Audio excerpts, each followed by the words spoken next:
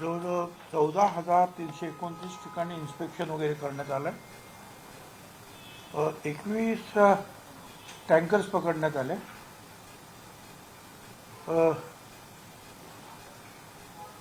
गॅसचे पण 7 सिलेंडर 3,288 जप्त केलेत ना. रजिस्टर्ड केलेत. FIR 53. 36 लोकांना अरेस्ट करण्यात आलेले आहे. 36 लोकांना अरेस्ट करण्यात आलं आहे. आणि एकूण जो गॅस वगैरे जे आहे तो 2,38,54,493 रुपये इथपर्यंतचा संपूर्ण माल जो आहे हा पकडण्यात आलेला आहे, जप्त करण्यात आलेला आहे. म्हणजे काही ठिकाणी जे आहे या गडबडी सुरू आहे. त्याच्यामुळे मला संभाजीनगर इकडे तिकडे सुरू झाले. हा सगळा म्हणून मी तुम्हाला सांगितलं की जवळजवळ 2,38,00,000 रुपयाचा एकूण माल जप्त करण्यात आलेला आहे. मग परत एक विनंती हीच आहे की सगळीकडे जे आहे LPG भरपूर आहे. माझ्या माहितीप्रमाणे आता जे आहे दुकानासमोरच्या ज्या रांगा सुद्धा बऱ्याचशा कमी झालेल्या दिसत आहेत. पण लोकांना खात्री पटलेली आहे. त्यामुळे LPG भरपूर आहे, पेट्रोल डिझेलसुद्धा भरपूर आहे. केरोसिनच्या बाबतीमध्ये जवळपास 100 ठिकाणी जे आहे जे जुने विक्रेते वगैरे होते छोटे मोठे त्यांनी पुन्हा काम सुरू करण्यास परवाना म्हणजे ते तयार आहेत. आणि त्यानुसार जे आहे आजपासून काही जिल्ह्यांमध्ये केरोसिन वाटपसुद्धा जे आहे आपण करतो. प्रत्येक कार्डावर आपण साधारण 3 लिटर जे आहे हे केरोसिन वगैरे त्यांना आपण देतो आहोत. तर अशा रीतीनं जे आहे diesel, petrol, LPG, PNG, kerosene यांची कुठेही कमतरता नाही. सुरुवातीच्या काळामध्ये थोडीशी जी आहे अचानक सगळं उद्भवल्यामुळे निश्चितपणे थोडीशी अडचण निर्माण झाली होती. परंतु भारत सरकारचे प्रयत्न जे आहेत, प्रधानमंत्र्यांचे प्रयत्न जे आहेत, त्यामुळे वेगवेगळ्या देशातून या सगळ्या गोष्टीची आयात करण्यामध्ये यश मिळालं. आणि त्यामुळे सगळीकडे जे आहे त्याचं वाटप योग्य रीतीनं ते सुरू आहे. पण तरीसुद्धा अनेकांचं ग्राहकांचं असं म्हणणं आहे की नंबर आपण जेव्हा LPGला लावतो तरीसुद्धा तो तर लागल्यानंतर तो लवकर मिळेल नाही. आणि अनेकांच्या समस्या की प्रत्येकाच्या घरी एखादं सिलेंडरच असेल तर त्याला उपलब्ध होणे फार अडचणीचं. आणि काय याचं कारण असं आहे की आपल्याला का करावं लागलं तर लोक एक अन्नाचा दुसरं पण कुठून तरी घेऊन यायचा, तिसरं पण कुठून तरी घेऊन यायचा. मग त्याच्याकडे 3 आहे शेजाऱ्याकडे, मग आपल्याकडे 2-3 पाहिजे. खरं म्हणजे एक सिलेंडर महिन्याला जो आहे पुरावा अशा अपेक्षेनं आपण सगळं पूर्वीपासूनचं जे आहे वाटप आहे. त्यामुळे त्यांनी सांगितलं की 25 दिवसानंतर तुमचा नंबर येईल. रोज थोडं ना आपण सिलेंडर आणत होतो. पण त्या सिलेंडरमध्ये सुद्धा आपल्याला सबसिडी मिळते भारत सरकारची, आपल्या राज्य सरकारची. ते एकूण टोटल 12 सिलेंडरसाठीच मिळते महिन्याला. त्यामुळे आपण त्यांना सांगितलं की नाही तुम्ही दर आठवड्याला याल, 15 दिवसांना याल असं नाही. मग महिन्याला एकदा साधारणपणे तुमचा नंबर असा वेळा येईल. पण लोकांनी थोडंसं भीती निर्माण झाल्यामुळे जे आहे लोकांमध्ये त्यांनी रांगा वगैरे लावल्या होत्या. पण त्याचा कमी झाल्या आणि सगळ्या ठिकाणी व्यवस्थित सुरू आहे. कमर्शियल गॅसच्या संदर्भात फार मेजर प्रॉब्लेम आपण सुद्धा आहेत अनेक ठिकाणी. आपल्या व्यावसायिक संघटना ज्या आहार आहेत त्यांचं म्हणणं आहे की जेवढे उपलब्ध हवे जेवढी डिमांड आम्हाला लागते तेवढी उपलब्ध होत नाही कमर्शियल गॅस. आम्ही कधीच सांगितलं नव्हतं की तुम्हाला 100% देऊ. आम्ही तुम्हाला 100% देऊ असं सांगितलंच नव्हतं. आम्ही स्वयंपाकाला लागणारा घरगुती गॅस त्याची पूर्तता करू. नंतर जो काही शिल्लक राहील त्याच्यामध्ये इस्पितळ आहेत, शाळा आहेत, आश्रमशाळा आहेत, कम्युनिटी सेंटर्स आहेत, यांना 100%. आणि मग त्याच्यानंतर जे इत्यादी, आणि त्याच्यानंतर जे काही इतर हॉटेल्स वगैरे त्यांना साधारणपणे 50%पर्यंत आपण देऊ, असंच आपण त्यांना सांगितलं. बारामतीमध्ये काल सुनेत्रा वहिनींनी अर्ज दाखल केला उमेदवारी अर्ज.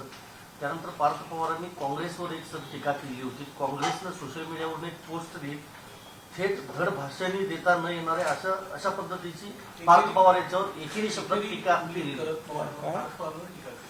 धड भाषणे देता न येणाऱ्या कुटुंबियांच्या पुण्यपर्वाईवर धड काय भाषण हा. त्यांना भाषण करता येते पार्थ पवारांना असा आरोप केलेला. बरं.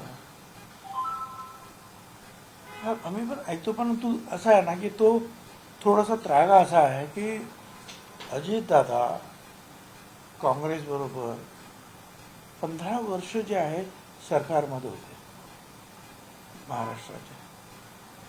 काँग्रेसने आमचं सरकार, आणि काँग्रेसचे सगळे मुख्यमंत्री होते. विलासराव होते, पृथ्वीराज बाबा होते, सुशीलकुमार शिंदे होते, अशोक चव्हाण होते.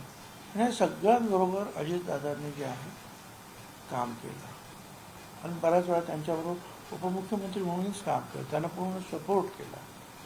आणि असं असताना जर तुमच्या हे लक्षात येत नसेल तर मग त्याला काय म्हणायचं, म्हणून तो ते एक प्रकारचा त्रागा होता.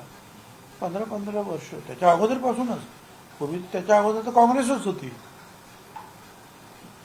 म्हणजे 99ला जे आमच्या राष्ट्रवादी, त्याच्या अगोदर काँग्रेस म्हणजे एकत्रित होतो, आम्ही पण एकत्रित होतो. पण त्यावेळेस सुद्धा एकत्रित काम केलेलं आहे. त्याच्यानंतर 15 वर्ष जे एकत्रित सरकार चालवल्यानंतर एक तुमच्याबरोबरचा असणारा एक सहकारी, आणि तो पण एक नेता, त्याची अशी दुर्घटना झाल्यानंतर थोडंसं जे आहे त्या बाबतीमध्ये विचार करायला हवा होता, परंतु तो केला गेला नाही.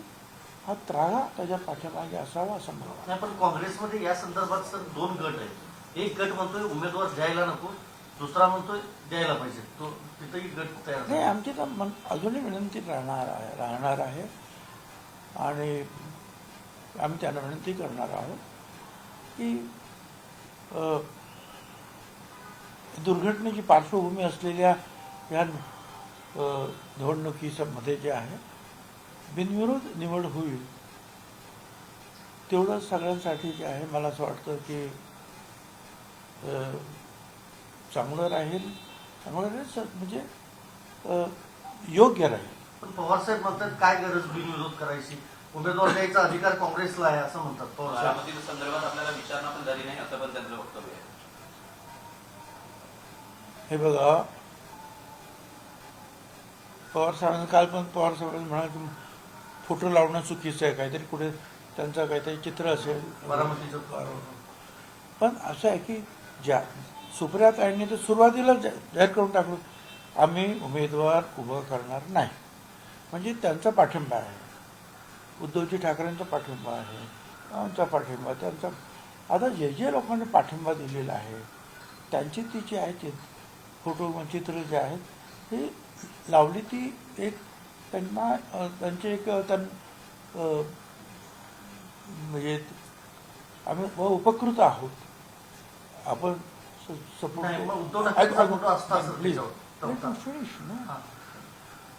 त्याच्या पाठिंबाची भावना ही आहे किंवा धन्यवाद की तुम्ही आम्हाला हे लावायला दिले. आता त्याने काय फोटोबद्दल पवारसाहेब पण काय फारसं बोलले नाही, चुकलं आहे, ती चूक एवढं. आता मग असं म्हणायला गेलं तर मग ते काय नाव त्यांचं, रोहित पवार, योगेंद्र पवार, तर रोज अजितदादाचे फोटो वापरतात, मग काय करायचं. तर मला असं वाटतं की ही गोष्ट काय म्हणजे आहे महत्त्वाची, भावनिक आहे, त्याच्यामध्ये त्या दृष्टीनेच आपण सगळ्यांनी पाहिलं पाहिजे. आणि आपल्या सुनेत्राताईंनी जे आहे माझ्यासमोरच, मी आणि दिलीप वळसे पाटील होतो, आमच्या समोरच रामदास आठवलेंना फोन केला, उपमुख्यमंत्री शिंदेसाहेबांना फोन केला, जानकरांना फोन केला, उद्धवजी ठाकरेंना फोन केला आणि उद्धवजींना तर त्यांनी सांगितलं की मग भुजबळ आणि दिलीप येतील तुमच्याकडे. उलट त्यांनी ते समोरून सांगितलं की ते बरं दिसणार नाही किंवा याच्यासाठी आम्हाला गळ घालावी लागते. आम्ही सांगतो ना की आम्ही ओपन हार्टेडली त्या बाबतीमध्ये तुमच्या पाठीमागे उभे आहात. म्हणजे इतर वेळेस जाणं वेगळं, पण याच्यासाठी काही यांची आवश्यकता नाही असं उलटा निरोप उद्धवजींकडून आला. म्हणून आम्ही गेलो तर आम्ही जाणार आहोत. सत्कारला फोन केला त्याच्यानंतर जे आहे आम्ही दोघे पवार साहेबांकडे सिल्वर ओकला गेलो, मी आणि दिलीप वळसे पाटील आणि तिथे सुप्रियाताई सुद्धा होत्या. आणि जो आम्ही अर्धा पाऊण तास तिथे होतो आणि त्यांना पण अशी विनंती केली, फॉर्म भरतोय. त्यांनी तर सांगितलं आम्ही तर अगोदरच तुम्हाला सांगितलेलं आहे की आम्ही उमेदवार उभं करणार नाही. ठीक आहे, म्हणजे म्हटलं तुमचे आशीर्वाद असू द्या. इथपर्यंत सगळं झालं आहे, कुठे बोलणं झालं नाही अशातला भाग नाही. हां, बोलणं झालं नाही कुठे तर काँग्रेसचे जे आहेत खरगे साहेब वगैरे यांच्याबरोबर काही बोलणं काही झालं नाही. ते बोलणं जे आहे मला जे सुनेत्र त्यांनी सांगितलं की जयराम रमेश यांच्या मला फोनवर भेटल्यानंतर त्यांना मी सांगितलं, जयराम रमेश म्हणाले की मी खरगे साहेबांबरोबर आणि वरती बोलतो. एवढं मला त्यांच्याकडून कळलं. नाही, पण पवार साहेबांनी जी टीका केली की तुम्ही फोटो वापरू नये, हे कितपत योग्य आहे? तर या विषयावर परत वाद सुरू होता. पवार साहेबांचं वाक्य एवढंच आहे, कारण तुम्ही परत त्यांना विचारलेलं आहे, त्यांना माहीत पण नसेल, पण कोणीतरी मीडिया त्यांना विचारतं, अहो तुमचा तिकडं फोटो आहे, तुमचा तिकडं फोटो आहे. ते म्हणतात माझा फोटो आहे, मग ते चूक आहे. एवढेच त्यांची शब्द आहे.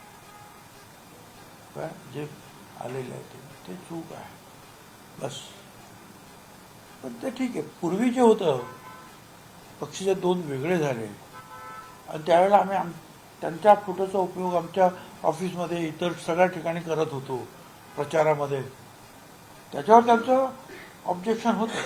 पण काल जे लावलेले फोटो होते ते केवळ ज्यांनी पाठिंबा दिला त्यांच्याबद्दल कृतज्ञता व्यक्त करण्यासाठी ते फोटो होते, हे लक्षात घेतलं पाहिजे. पण पवार साहेबांनी का काँग्रेसशी समर्थन केले, काय वाटतं तुम्हाला?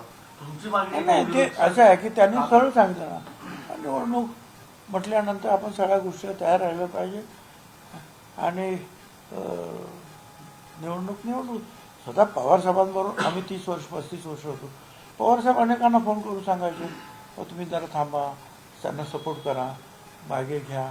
पण ह्या का पहिल्याच अशा रीतीच्या दुर्घटना झालेली, जी दुर्घटना मोठीच आहे, परंतु इतर ठिकाणी सुद्धा काही आमदार लोकप्रतिनिधीच काही ना काहीतरी कारणामुळे गेले तर त्यांच्या घरी सुद्धा त्या ठिकाणी सुद्धा बिनविरोध व्हावी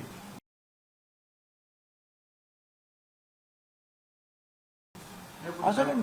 निवडणूक आपण विनंती करतो की बघ जरा सहकार्य करा आणि तसं म्हणण्यात कुठेही गैर नाही. आता कोणी नाहीच सहकार्य केलं तर निवडणूक कोण आता. परंतु पवारांनी त्यांची भूमिका पुढे आणली की बिनविरोध व्हावी, ती सातत्याने मागणी केली. या अनुषंगाने पवार साहेब असं म्हणाले की राजकारणात विधान करण्यासाठी परिपक्वता लागते, ती परिपक्वता पार्थ पवारांकडे आहे का नाही हे पाहावं लागेल. ठीक आहे, त्याचं मी उत्तर दिलं. मला वाटतं नव्हता का तुम्ही? मी सांगितलं ना की त्याच्या पाठीमागे एक प्रकारचा त्रागा असावा.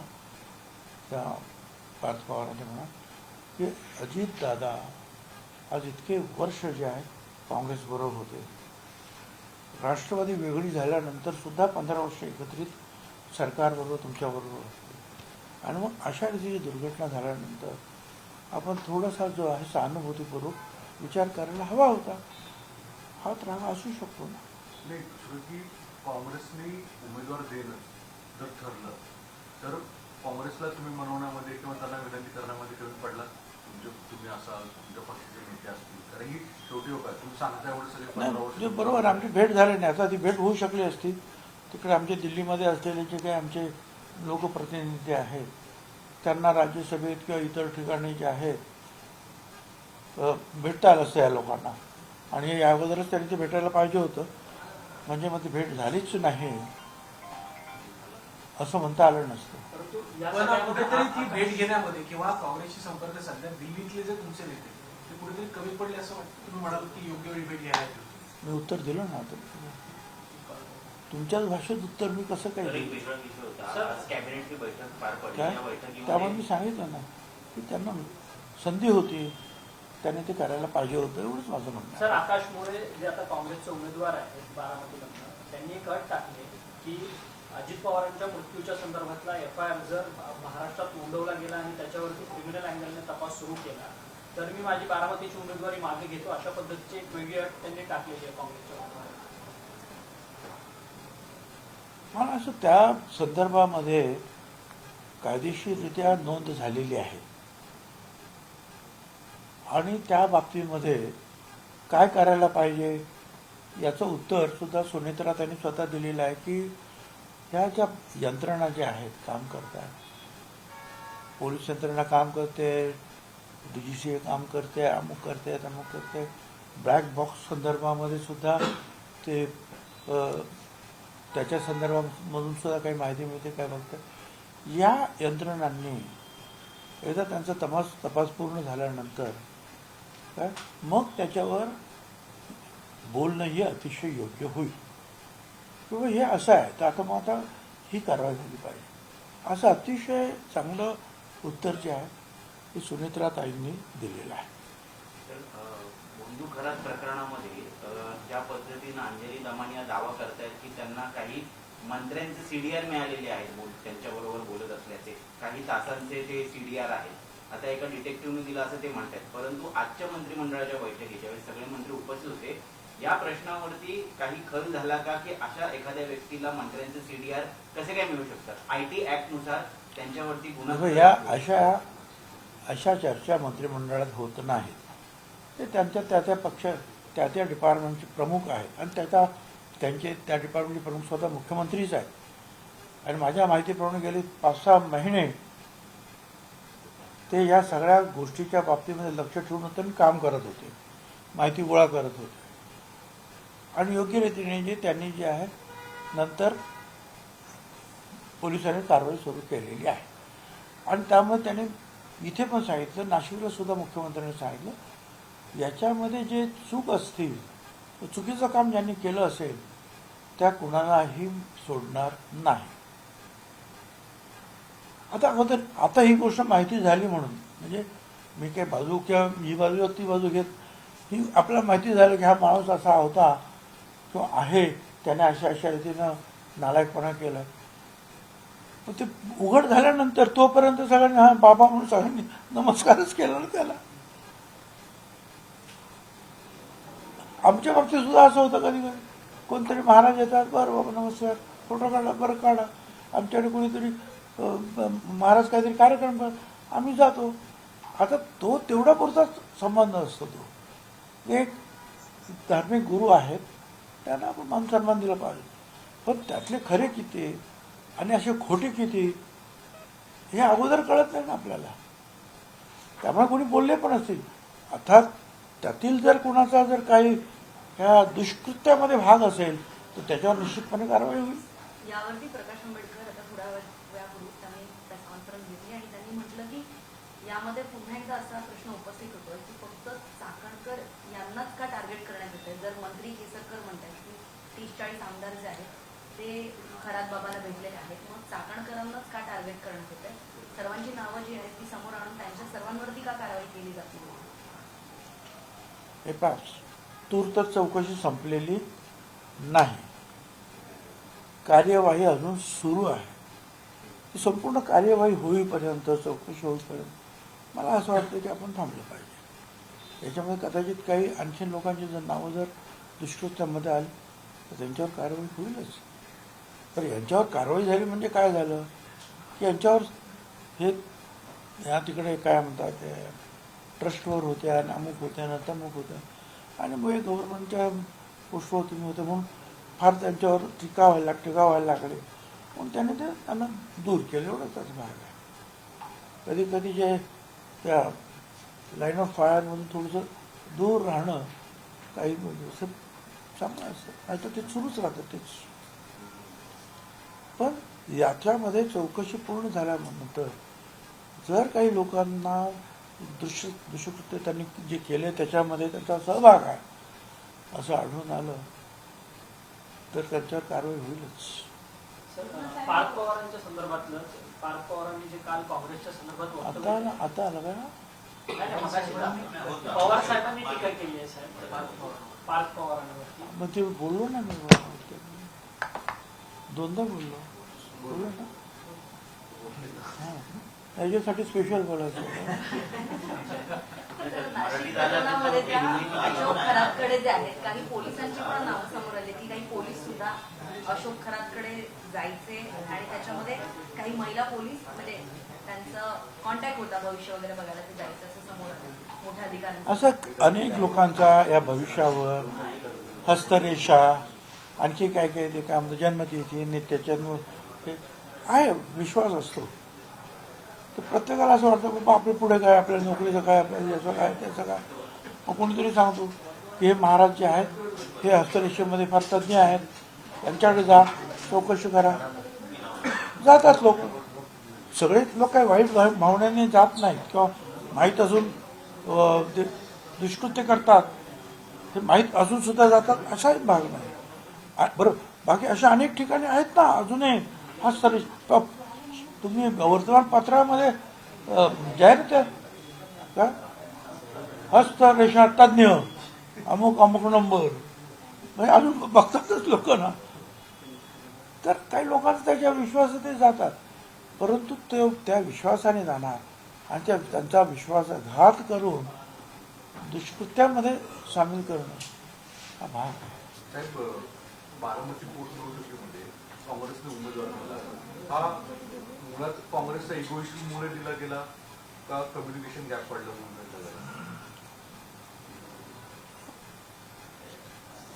मला सुद्धा ते त्याने जो उमेदवार दिला मला सुद्धा स्वतः आश्चर्य वाटतं. कारण एक तर तशी ती महाविकास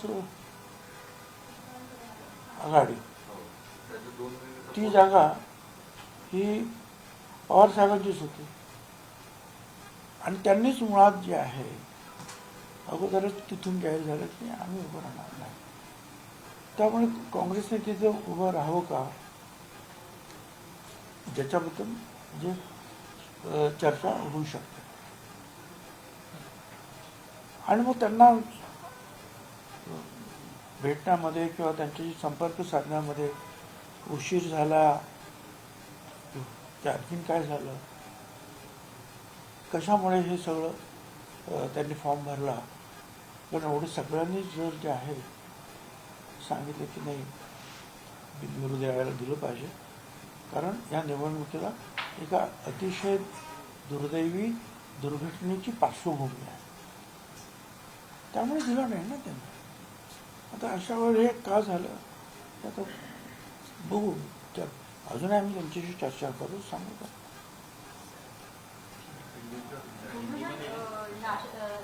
नाशिकच्या श्रीयस्थ कुंभमेळ्याला घेऊन जी टेंडर प्रक्रिया केली जाते वेगवेगळ्या कामांना घेऊन त्याच्यामध्ये मोठ्या प्रमाणात मॅच फिक्सिंग सारखा प्रकार असल्याचा आरोप होत आहे. याच्यावर काय बोला.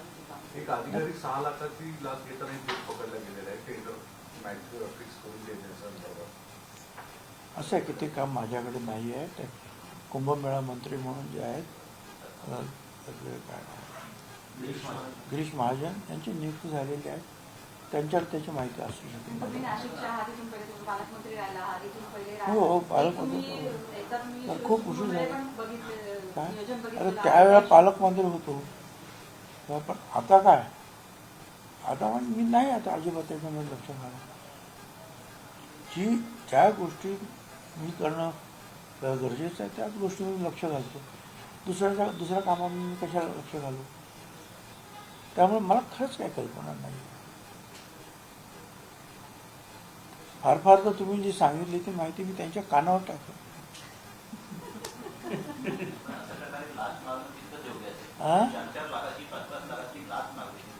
कोण बोलतो रे? एक तर लाईट आहे समोर आणि एक तर तुम्ही समोर या समोर या. आणि तुम्ही कुठेतरी लपून काय ते बोलता. जरी तुम्ही आता जरी तुम्ही पण मंत्री आहात तुम्ही जरी पालकमंत्री नसाल जरी म्हणजे हायच मुद्दा असा आहे त्याच्यामध्ये 4-5 लाखाची लाच मागितली. हे बघा, मी सतत नाशिकला फारच कमी वेळ असतो. मला सांग ना, कधी होतो मी काय सतत जेव्हापासून अजितदादांचं हे झालं तेव्हा जास्तीत जास्त वेळ माझा इथे मुंबईतच जातो. मी माझ्या त्या आपल्या काय म्हणतात माझ्या मतदारसंघामध्ये सुद्धा दर आठवड्याला जाणार आहे. मी महिना 1.5 महिना गेलो नाही. मला कल्पना माहीतच नाही. माहीत असतं तर मी उत्तर दिलं असतं. मी काही तसं काही लपवून छपून माहीतच नाही मला काय झालं, कुठलं काय आहे काय आहे. समजा झालं असेल तर ते काहीतरी माहिती मिळाली असेल म्हणूनच पोलिसांनी जो छापा टाकला असेल. सर, कुंभमेळ्याला जी वृक्षतोड होताना बघायला मिळत आहे त्याला देखील मोठ्या प्रमाणात आज विरोध झालेला बघायला मिळाला. कसला वृक्षतोड कुंभमेळ्याच्या निमित्तानं नाशिकमध्ये जी वृक्षतोड होताना बघायला मिळते त्याला देखील मोठ्या प्रमाणात वृक्षतोड ना? हां, हे खरं आहे. 300 ते 400 झाडं ही हेरिटेज असल्याचा दावा पर्यावरण प्रेमी करतायत आणि त्यासाठी मोठ्या प्रमाणात हे खरं आहे की फार मोठ्या प्रमाणावर झाडं तोडण्याच्या बाबतीमध्ये जो निर्णय घेण्यात आला त्याला फार मोठा विरोध झाला. काही लोक कोर्टात गेले, काही वेगवेगळ्या ज्या यंत्रणा त्यांच्याकडे गेली, तिथून सुद्धा त्यांना तो स्टे आला. काही ठिकाणी ती झाडं तोडण्यात आली. तर हे बरोबर आहे की लोकांचा विरोध आहे तिथे. आणि माझं सुद्धा म्हणणं आहे की शक्यतो झाडं न तोडता किंवा जर ती झाडं जर दुसरीकडे जर प्लांट करता आली तर तसं काही करावं. अगदीच काही नसेल तर मग विलाज नाही. परंतु काही वेळेला जे आहे एखादं विकास काम जर करायचं असेल आणि त्याच्यामध्ये जर या काही गोष्टी झाडं आली दुर्दैवाने ते अडथळा असेल तर तो दुर्दैव बाजूला करावा लागतो. परंतु सर्रास 200, 500, 1000 झाडं तोडावीत अशा मताचा मी अजिबात नाही. हे करूच नये आपण. बारामतीमध्ये असं वाटतंय तुम्हाला म्हणजे ज्याप्रमाणे वरिष्ठ काँग्रेसची नेत्यांशी तुमचं बोलणं किंवा चालू आहे तर माझा ही उमेदवार बिनविरोधचे आहे. असं आहे की मी काही भविष्य वगैरे काय म्हणजे मगाशी सांगितलं तसलं काय नाही. परंतु आम्ही आमचे प्रयत्न जे आहेत ते असेच राहणार आहे की शक्यतो ही निवडणूक बिनविरोध व्हावी. त्याच्यासाठी सगळ्यांना मी विनंती करत राहणार. आता त्याच्यात किती यश मिळेल किती यश मिळणार नाही तर त्याचं भविष्य सांगणं कठीण आहे. पण आम्हाला वाटतं की बिनविरोध होईल ही अजूनही आम्हाला आशा आहे. देश विदेशातील प्रत्येक घडामोडींचे लाईव्ह अपडेट मिळवण्यासाठी आता साम टीव्हीच्या सर्व सोशल मीडिया प्लॅटफॉर्मला लाईक, फॉलो आणि सबस्क्राईब करा. तसंच सर्व नोटिफिकेशनसाठी बेल आयकॉन प्रेस करायला विसरू नका.